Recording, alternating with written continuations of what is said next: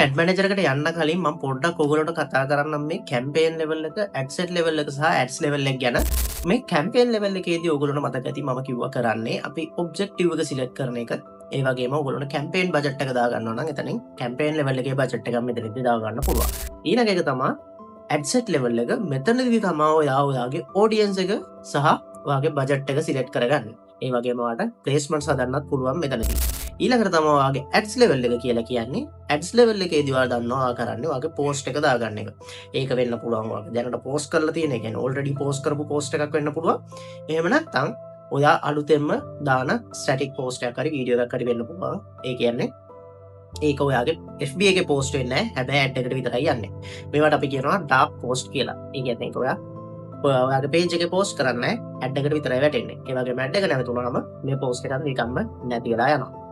ඉතින් මෙන්න මේ ටික ඔයාලට ඇඩ්ස් ලෙවල් එකේදී කරන්න පුළුවන්.